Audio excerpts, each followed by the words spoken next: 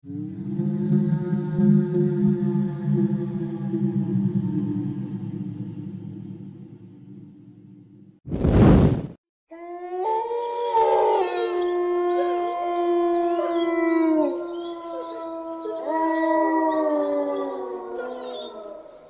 ស្តីប្រិយមិត្តដែលចូលចិត្តស្ដាប់រឿងរ៉ាវអាតកំបាំង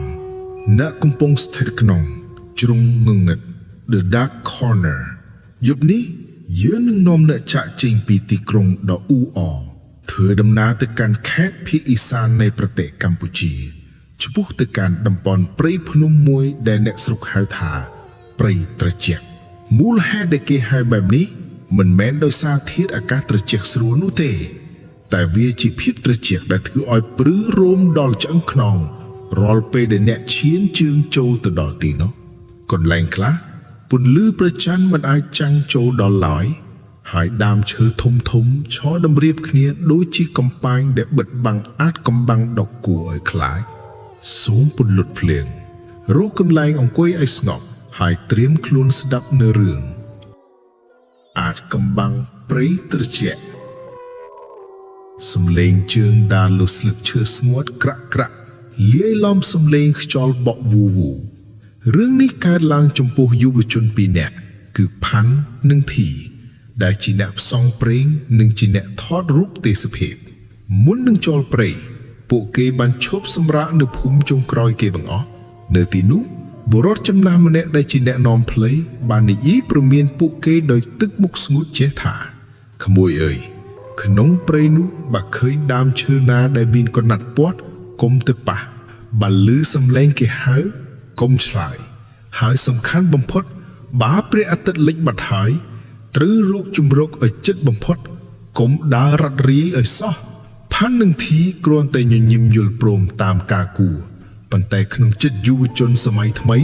ពួកគេគិតថាវាគ្រាន់តែជាជំនឿចាក់បុរាណដើម្បីកុំឲ្យញាក់ក្រែងចូលទៅរំខានព្រៃឈើតែប៉ុណ្ណោះ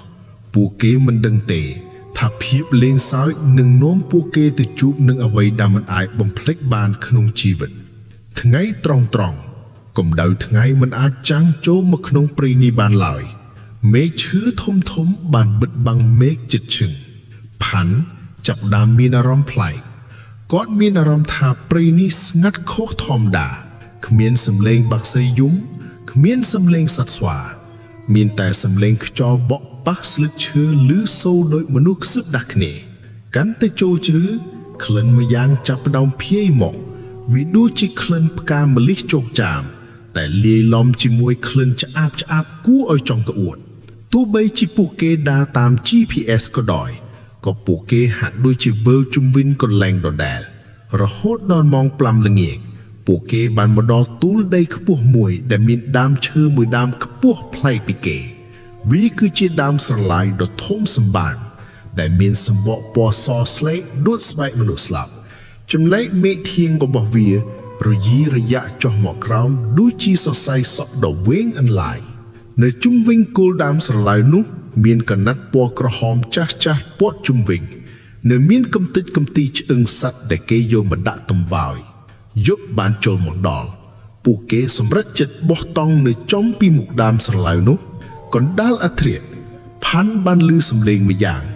ដូចជាគេយកក្រចកមកខ្វៅសំបកឈើឮសូរគ្រឺតគាត់បើកពាលចាំងទៅលើមេឃឈើដែលរយីរយ៉ាក់នោះហើយឃើញវាដុះចេញមកវែងជាងមុនរំកិលចុះឡើងយឺតយ៉ាវទាំងដែលគ្មានខ្យល់បក់សូម្បីតែបន្តិចរំពេះនោះពាលរបស់គាត់បានចាំងចំអ្វីម្យ៉ាងវាគឺជាជើងមនុស្សសស្លែកកំពុងតែព្យួរជាប់នឹងមេឃឈើខ្ពស់បំផុតផាន់បំរុងនឹងដាស់ធីតែស្រាប់តែមានសំឡេងស្ត្រីម្នាក់ខ្សឹបនៅក្បែរត្រចៀកគាត់យ៉ាងច្បាស់ថាគុំដាស់គេអីចាំ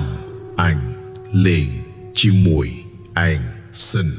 ផាន់មិនអាចក្រមើលខ្លួនបានឡើយដូចជាគេសង្កត់សម្បកឈើពណ៌សស្លែកនៃដើមស្រឡៅនោះចាប់ផ្ដើមប្រេះចេញរួចមានសរសៃសក់ខ្មៅវាចេញមកដូចជាសត្វបញ្ចោវិញ្ញាណស្ត្រីម្នាក់ដែលមិនមានផ្ទៃមុខលេចខ្លួនចេញពីក្នុងដើមស្រឡៅនោះផ្ទៃមុខរបស់នាងរៀបស្មើដោយផ្ទៃឈើតែមានឈាមហូរចេញមកជាតំណក់គួរឲ្យខ្លាច នាងគឺជាអ្នកដែលត្រូវបានគេយកមកបញ្ចុះទាំងរស់នៅទីនេះដើម្បីយាមសម្បត្តិមហាសាលដែលលះក្រោមដីព្រៃនេះ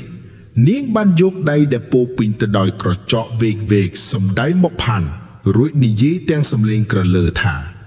ឯងមកដណ្ដើមរបស់ឯងមែនទេបើឯងចង់បានឯងត្រូវនៅទីនេះជំនួសឯង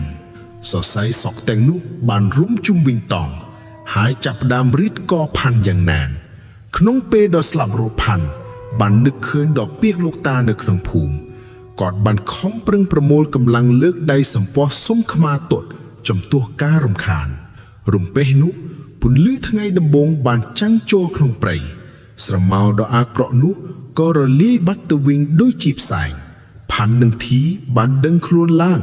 រួចរត់ចេញពីព្រៃនោះទាំងប្រលឹងចុងសក់ចាប់តាំងពីថ្ងៃនោះមកផាន់លែងហ៊ានដើរព្រៃទៀតហើយប៉ុន្តែរាល់ពេលដែលគាត់បិទភ្នែកដេកគាត់តែងតែឃើញរូបភាពដើមស្រឡៅពណ៌សស្លែកនោះក្នុងសុបិនជានិច្ចរឿងនេះដាស់តឿនយើងថាគ្រប់ទីកន្លែងងងឹតតែងតែមានម្ចាស់ហើយគ្រប់ពាក្យតំណមមិនមែនកើតឡើងដោយគ្មានហេតុផលឡើយសូមអរគុណសម្រាប់ការតាមដានស្ដាប់រឿងប្រលឹងដើមស្រឡៅក្នុងជ្រុងងងឹត The Dark Corner ប្រសិនបើអ្នកមានបទពិសោធន៍ព្រឺរោមក្នុងព្រៃសូមកុំភ្លេចចែករំលែកជាមួយយើងរាត្រីសួស្ដីហើយសូមប្រយ័ត្នកុំងាកឡើយឲ្យសោះសូមអរគុណ